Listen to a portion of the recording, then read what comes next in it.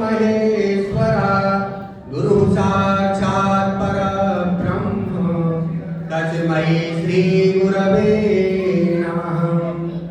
अखण्डमण्डलाकारं व्याप्तं येन चराचरं तत्पदं दर्शितं येन तस्मै श्री गुरवे नमः।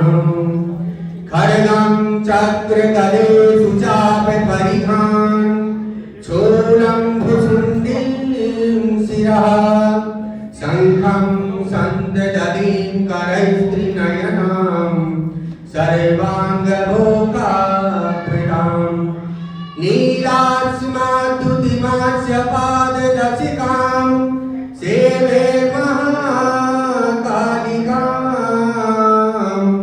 यामस्तौ स्वविदेहरो कमलजो हन्तुं मधुं कैटभम् अच्छत्रपरशुं गलेषु कुलिशं परमं धनुष्कुण्डिकां दण्डं शक्तिमसिं च चर्मजलजां घण्टां सुराभाजिनं शूलं पाशुदर्शने च ददतीं हस्तै प्रसन्नारिणां सेवे शैरिकमर्दनीमिह महालक्ष्मीं सरोजस्थितां जयन्ती मंगला काली भद्रकाली कपालिनी दुर्गा क्षमा शिवा धात्री स्वाहा स्वधा नमोस्तुते। आज नवरात्रि के पंचम दिवस पर मां भगवती जगदम्बा आज उनका 5वें दिन स्कंद माता के नाम से मां भवानी जानी जाती है और उनका 5वां स्वरूप कार्तिकेय जी को गोद में लेकर के सिंह पे सवार होकर के अभय मुद्रा के साथ माता कार्तिकेय जी को गोद में लेकर के जब बैठती हैं तो वो हमें अपने हाथों से अभय मुद्रा प्रदान करती हैं, आशीर्वाद देती हैं। दोनों हाथों में जिनके 4 हाथ हैं, 2 हाथों में कमल है, एक हाथ में कार्तिकेय जी को लेकर के बैठी हैं और एक हाथ से वरदान अभय मुद्रा प्रदान करते हैं। ऐसी माता को हम प्रणाम करते हैं, कहते हैं कि ये माता जो इन माता की पूजा करता है वो पहले तो अपने भक्त को निर्भयता प्रदान करते हैं, कोई भय नहीं, फिर अज्ञान से ज्ञान की तरफ लेकर के जाती है। मूकम करोति वाचालम पंकुरम यतेन्द्रम, जो अज्ञान है उसे ज्ञानी बना देती है। कहती है जो इनकी पूजा करता है वो जीवन में सुख शांति पाता है, उसके जीवन में बुद्धि का विकास होता है। तो देवी प्रपन्नाति हरे प्रसीद प्रसीद मातर जगतोऽखिलस्य प्रसीद विश्वेश्वरि पाहि विश्वं त्वमीश्वरी देवी चराचरस्य। कहते मां भगवती आदि शक्ति है, जिसका अर्थ है कि उसके पहले कोई नहीं था, शक्ति के पहले कोई भी नहीं था।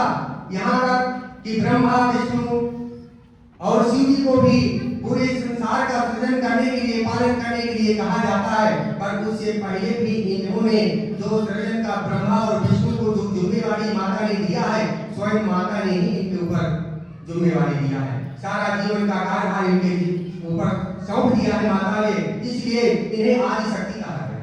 यानी इनसे भी पहले माता विराजमान थी। आदि शब्द से ही जग उपजाया, ये वही माता है जो जग का सृजन करती है, जो सृष्टि का सृजन करती है, जगत का उद्धार करती है। कहते हैं कि माता ऐसी है ना जो कि आकाश पृथ्वी से परे है, दिन रात्रि जो होती है, सूर्य को चंद्रमा को मां ही आदेश दे रही है। इनकी महिमा कहते हैं कोई नहीं कर सकता है, ये महिमा से परे। जगत गुरु शंकराचार्य ने भी कह दिया कि न दातो न माता न बंधु बंधुर्न दाता न पुत्रो न पुत्री न मृत्यु न भर्ता न जाया न विद्या मृत्युर्ममैव गति त्वं त्वमेका भवानी। हे माता, इस जगत में कोई नहीं है, जो कुछ है गति तुम त्वमेका भवानी। हे भगवती जगदम्बा, मैं आपकी चरण कमलों में लेट गया हूँ, जो आपकी इच्छा हो सो करिए। मैं अपराधी जन्म का रक्षित भरा विकार, तुम दाता सुभंजन भैया हमारी करो पार। हम अपराधी जन्म जन्मांतर के आज से नहीं पकड़े, कितने जन्म हमने लिए होंगे, कितने अपराध हमसे हुए होंगे।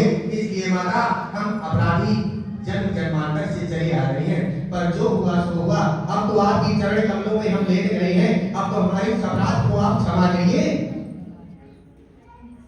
कहते हैं कि कृपा की न होती जो आदत तुम्हारी, तो सुनी ही रहती है लालत तुम्हारी। हम भगवान के मंदिर में इसीलिए आते हैं, भगवान के मंदिर में इसीलिए मत्था टेकते हैं। भगवान दयालु, वो न्यायाधीश किस काम का, जिसके न्यायालय में न्याय न मिलता हो। ये भगवान ऐसे हैं, महामारी माता जगदम्बा ऐसी है कि तत्काल न्याय देती है। जाति नहीं भावना जैसी, प्रभु मुदत देती है तैसी। जिस भावना से माता को आप भजोगे, माता उसी भावना से आपको फल प्रदान करेगी। कहते हैं माता का प्रादुर्भाव होता है, ये माता बहुत बड़ी दयालु है, कोई इनका वर्णन नहीं कर सकता। पुत्र हो सकता है, पर माता कभी माता नहीं हो सकती। इसलिए हमें माता का भजन करना चाहिए और मां भक्ति जगदम्बा को जितने भी अस्त्र शस्त्र उत्पन्न किए गए हैं, सिर्फ देवताओं के तेज से माता प्रकट होती है। और माता जब प्रकट होती है तो जितने देवता लोग हैं सब माता को अस्त्र शस्त्र प्रदान करते हैं। ब्रह्मा जी ने कमंडल दे दिया, भगवान विष्णु ने चक्र सुदर्शन दे दिया, और देवता इंद्र ने ऐरावत भाभी माता को दे दिया।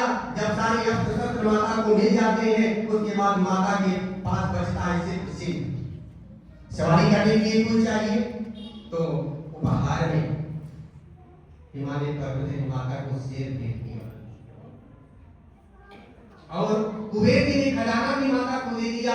5 पात्र संपूर्ण शक्ति से युक्त होकर के कुबेर ने वो भी दे दिया। माता जी जब सारा सज्जित हो गई, सारे अस्त्र माता जी को मिल गए, तो माता ने महिषासुर का सभी राक्षसों का वध करके देवताओं का खोया हुआ राज्य पुनः देवताओं को प्रदान कर देगी।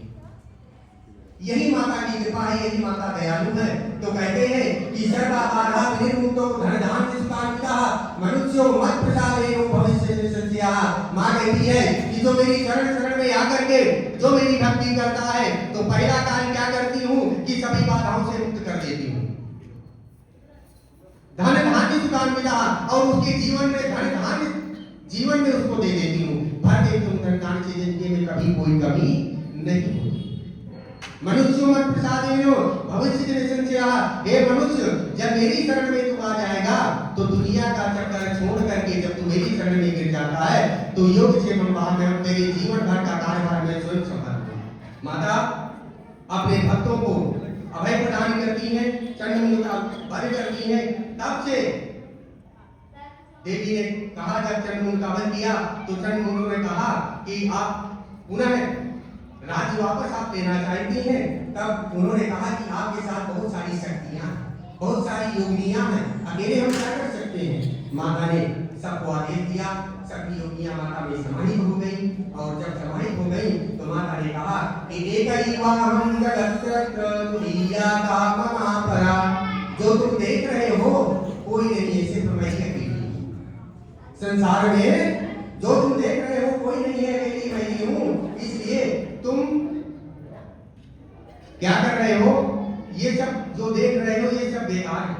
और माता की शक्ति तो इतनी प्रबल है, इतनी बड़ी है कि मां हर जगह विजय प्रदान कर देती है। भगवान श्री राम जी ने जब रावण का युद्ध होने का समय आ गया था, तब भी राम जी ने मां शक्ति की आराधना की, मां भगवती जगदम्बा महामाया की आराधना की थी। और ब्रह्मा जी ने कहा था कि आप युद्ध और विजय से पहले आप माता की आराधना करिए। क्यों? जहां शक्ति होती है वहां विजय प्रदान होता है, कभी उसकी हार नहीं होती। इसलिए हम माता भगवती को प्रणाम करते हैं और कहते हैं कि मम्मी मम्मी सब कहे, पापा कहे न कोई, और पापा के दरबार में जो मम्मी कहे सो है। यानी शक्ति की ही चलती है, शिव की कम चलेगी। घर में पापा की कम चलेगी, मम्मी की ज्यादा चलेगी। इसलिए आजकल मम्मी का त्योहार चल रहा है, इसलिए हमें मम्मी को मनाना है। तो मम्मी की चरण कमलों में लेट करके माता को प्रसन्न करने के लिए माता की आराधना करते हैं।